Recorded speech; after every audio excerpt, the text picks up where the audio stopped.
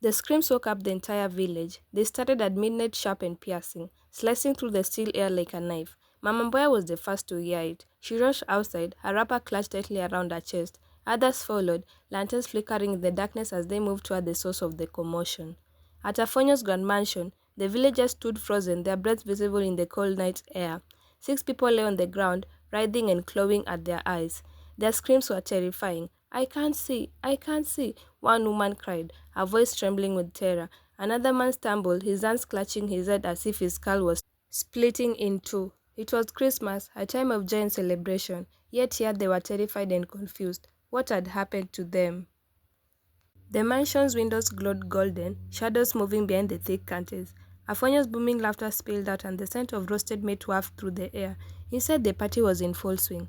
Outside, darkness swallowed the screams. No one dared approach the mansion. Something wasn't right. 2 days earlier, the villagers had been ecstatic. Afwenyo, the wealthiest man in the village, had returned for Christmas. His arrival was an event. Children ran after his sleek black car, their bare feet kicking up dust as he drove through the narrow village road. Afwenyo stepped out of his car, dressed in a dazzling white agbada embroidered with gold. His shoes were polished to a mirror shine, and his cologne lingered in the air long after he passed. He smiled broadly, revealing perfect white teeth, and spread his arms wide to greet the crowd. "Ah, my people, how are you?" he asked, his voice warm and commanding. The villagers cheered, their faces lit with excitement. They knew what his return meant: money, food, and gifts. Afwenyo never came empty-handed, but there was something unsettling about his eyes. They seemed darker, almost hollow, as if they hid a secret too heavy to bear. Afwenyo's mansion was the pride of the village. It towered over the small mud houses like a king's palace. It had white walls that gleamed in the sun and iron gates that squeaked when they opened. The villagers whispered about the inside of the house: glass tables, chandeliers, and the leather sofas. This Christmas, Afwenyo opened his gates wide open. "Come, come, eat, drink, and enjoy," he declared. And so the villagers flocked in. Women tied their wrappers tighter as they entered, their eyes wide with wonder. Men clapped Afwenyo on the back, thanking him for his generosity. But a strange thing happened. Some of them left the mansion feeling dizzy, their heads spinning like they'd had too much palm wine, even when they hadn't touched a drop. Afwenyo's wealth wasn't ordinary. In the city, he had a group of friends who were as rich as he was, and their meetings weren't for business. They gathered in a secret rooms with dim lights and strange symbols painted on the walls. There they made pacts, blood pacts. It had started years ago when Afwenyo's business was struggling. One of his friends had introduced him to the man. No one knew his real name, but his promises were clear: wealth beyond your imagination, he said, his voice smooth as silk. "But there's a price." Afwenyo had agreed, desperate and ambitious. The rituals began, dark, terrifying, and binding. He became wealthy overnight, but the money came with rules, rules he couldn't break. Afwenyo's Christmas feast was the biggest the village had ever seen. There were steaming pots of jollof rice, grilled fish, roasted goat, and bottles of imported wine. Everyone ate their fill, laughing and singing praises to Afwenyo. But as the night wore on, some people started to feel strange. A young boy complained that his tongue felt heavy. An old woman suddenly forgot where she was. By the time the party ended, 6 people had already collapsed. Their condition worsened with each passing hour. The village buzzed with rumors. "It's witchcraft," someone said. "No, it's poison," argued another. But Mama Mboya, the oldest woman in the village, shook her head. "There's something evil in that mansion," she whispered. The day after the screams, Mama Mboya led a group to the local lila, Bwana Kombo. His small hut was hidden among tall palm trees, a quiet sanctuary away from the village. Bwana Kombo listened intently as they described the strange events. His face darkened, and he stroked his long white beard. "This is not an ordinary sickness," he said finally.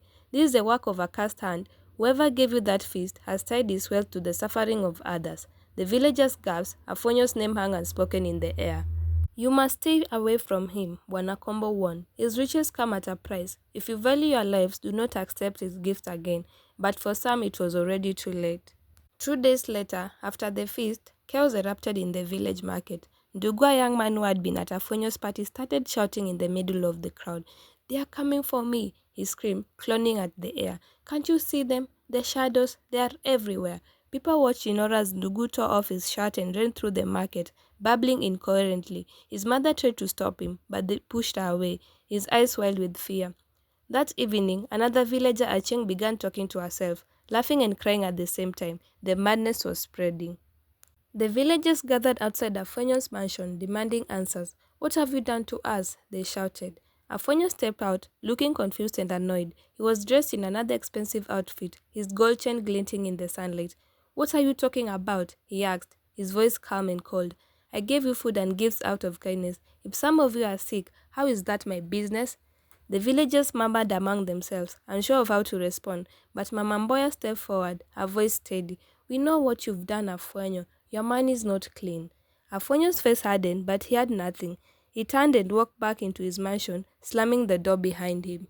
That night, Afwenyo lit candles in his secret room. The walls were covered in strange symbols, and a small wooden box sat on the table. He opened it, revealing a blood-red stone that seemed to pulse like a heartbeat.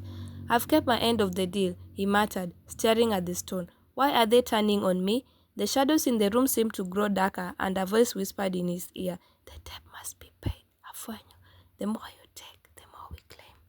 Mama Mboya led a small group to a cave near the river, where she believed they could find answers. "This is where the spirits speak," she said. Inside the cave, they found strange carvings on the walls and an old man sitting cross-legged on the ground. He was a seer, known for his ability to connect with the spirit world. The old man closed his eyes and began to chant. A moment later, he opened them and said, "The man you call Afwenyo has bound himself to a dark force. His wealth is cursed, and those who take from him will suffer. But his end is near. The spirits will claim him soon." Afwenyo began to notice strange things in his mansion. His mirrors cracked without reason. Doors slammed shut on their own. At night, he heard footsteps in the halls, but no one was there. One evening, as he sat in his luxurious living room, a shadow moved across the wall. It wasn't his. Afwenyo froze, his heart pounding. The shadow grew larger, stretching toward him. "Your time is running out deep," a voice rumbled.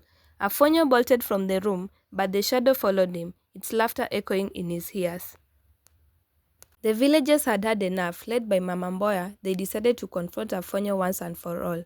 Armed with sticks, torches, and prayers, they marched to his mansion. Afwenyo guards tried to stop them, but the villagers pushed through. They banged on the doors until Afwenyo appeared, his face pale and sweaty. "What do you want?" he demanded. "Justice," Mama Mboya said. "You have cursed us with your dirty money. Leave this village and never return." Afwenyo laughed bitterly. "You think you can scare me? This is my home." But as soon, the shadows in his mansion began to swirl, gathering behind him. The ground shook as the shadows engulfed Afwenyo. He screamed, his voice filled with terror. The villagers watched in stunned silence as the darkness swallowed him whole. When the shadows disappeared, Afwenyo was gone. Only his mansion remained quiet and empty. The villagers stood in the moonlight, unsure of what to do. Mama Mboya broke the silence. "He is gone, but his curse will linger. We must cleanse this place."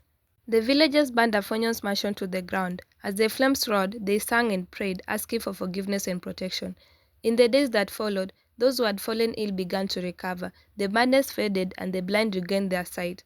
But Afwenyo was never seen again. Some say he was taken by the spirits he had betrayed. Others believe he still wanders the earth, searching for a way to escape his eternal punishment. The village returned to its quiet life, but the story of Afwenyo became a cautionary tale passed down through generations, a reminder that wealth gained through evil ways always comes at a price.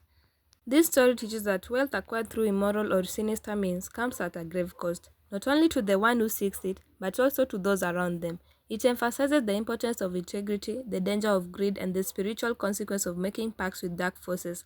Ultimately, it serves as a cautionary tale about the destructive nature of ill-gotten gains and the inevitable reckoning that follows.